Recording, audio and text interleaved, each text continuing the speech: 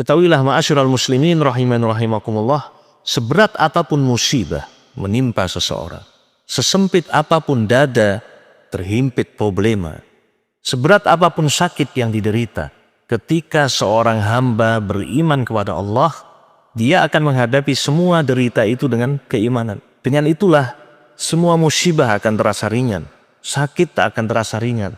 Betul, yang namanya sakit tidak mengenakan jiwa, tidak mengenakan jasad, namun akan menjadi ringan biidznillah azza wa jal ketika seorang hamba mendapatkan taufik untuk menghadapi itu semuanya dengan iman kepada Allah, dengan iman kepada Allah, dengan iman kepada Allah.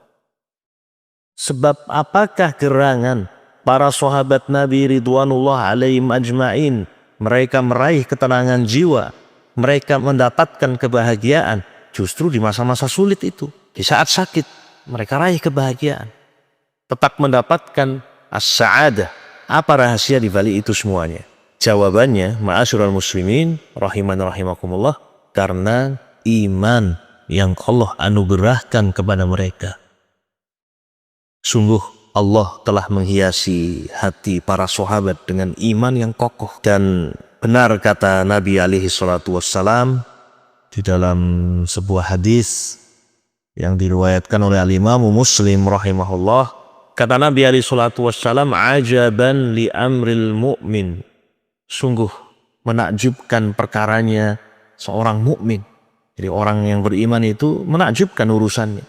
Kenapa demikian? Inna amrohu kullahu khairun, karena semua urusannya, semua perkara yang dia hadapi khairun, adalah kebaikan bagi dia.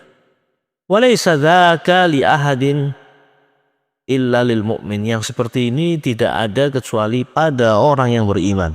In asabathu sarra'u syakara, ketika dia mendapatkan kelapangan, syakara, dia bersyukur.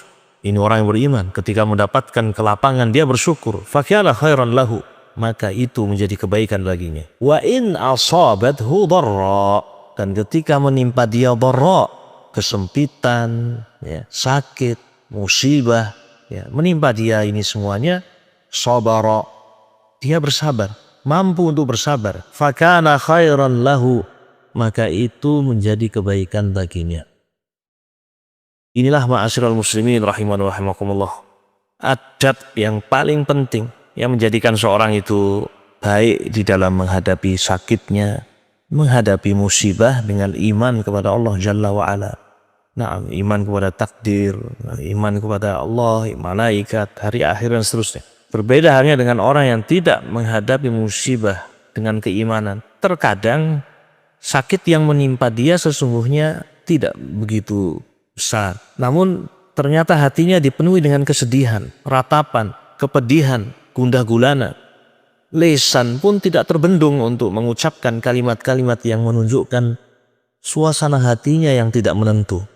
Bahkan sebagian manusia mencela takdir Allah tabaraka wa ta'ala. Kalau orang yang beriman dia menghadapi sakit, dia hadapi dengan iman. Di antara keimanan yang ada pada seseorang, mendorong untuk lisannya mengucapkan qaddarallah wa ma syaa fa'al. Ini adalah takdir Allah, dan apa yang Allah kehendaki akan terjadi. Beda dengan orang yang tidak menghadapi dengan takdir. Justru dia mengatakan, kenapa saya harus naik kendaraan ini, kenapa saya harus naik motor ini, kenapa hari ini saya harus keluar, akhirnya saya kecelakaan, akhirnya saya kayak gini. Lau anni fa'altu kada kana kada wa kada. Kalau saya tidak seperti ini kan tak kayak gini. Ini dinasihatkan oleh Nabi alaihi salatu wassalam untuk kita tidak mengatakan demikian. Namun kita katakan qaddarallah wa ma syaa fa'al. Ini adalah takdir Allah, dan apa yang Allah takdirkan, Allah kehendaki mesti akan terjadi. Artinya musibah yang dia rasakan, sakit yang dia alami itu dia hadapi dengan takdir. Kalau tidak, hati menjadi sempit. Lisan pun mengucapkan kalimat-kalimat yang menunjukkan dia tidak beriman kepada takdir Allah Jalla wa'ala. Oleh karena itu, ma'asyiral muslimin rahiman rahimakumullah, kita memohon kepada Allah Jalla wa'ala, semoga Allah subhanahu wa ta'ala memudahkan kita untuk bisa menghadapi sakit kita, musibah yang kita rasakan dengan iman kepada Allah Jalla wa'ala.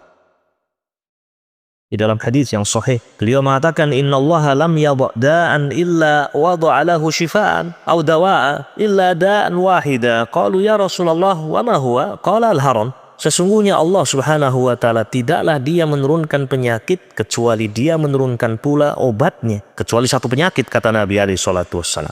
Para sahabat bertanya ketika itu, ya Rasulullah, wahai Rasulullah, penyakit apa itu yang tidak ada obatnya? Nabi alaihi salatu wassalam mengatakan, al-haram, penyakit tua. Ya, penyakit ini yang tidak ada obatnya. Kalau sudah tua sudah, tidak bisa menjadi muda. Berdasarkan hadis ini, ma'asyiral muslimin rahimani rahimakumullah, semestinya kita termotivasi dan kita tidak berputus asa untuk menempuh sebab dan memperbesar harapan kita kepada Allah Jalla wa'ala. Harapan agar kita sembuh dari penyakit. Bagi kita yang sakit, hendaknya ketika menempuh sebab kesembuhan, pastikan bahwasanya sebab-sebab yang ditempuh itu adalah sebab-sebab yang halal, sebab-sebab yang mubah. Berobat, mencari obat atas penyakit yang sedang diderita, itu perkara yang diperbolehkan, disyariatkan. Namun ketika kita akan menempuh sebab itu, harus dipastikan bahwa apa yang akan kita jalani, apa yang akan kita makan, apa yang akan kita tempuh, itu adalah sebab-sebab yang mubah. Sebab-sebab yang mubah, sebab-sebab yang halal, bukan sesuatu yang haram. Sebagian orang tidak peduli dengan sebab yang dia lakukan. Tidak peduli apakah ini boleh atau tidak, ini halal atau haram. Pokoknya mendengar ada orang, coba ini obatnya, coba ini kamu. Ya. Dan yang lebih menyedihkan lagi ketika sebab yang ditempuh itu bukan hanya sekedar haram biasa, namun itu adalah kesyirikan kepada Allah. Waliyadzubillah.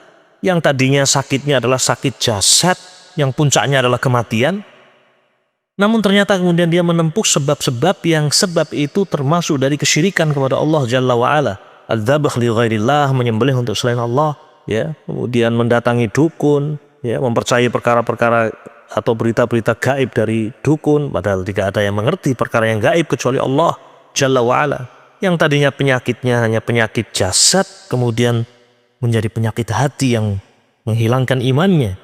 Waliyadzubillah. Maka sekali lagi, di antara perkara penting yang harus kita lakukan ketika akan menempuh sebab-sebab kesembuhan adalah wajib bagi kita untuk mengetahui bahwasanya sebab yang kita tempuh itu adalah sebab yang mubah, sebab yang diperbolehkan.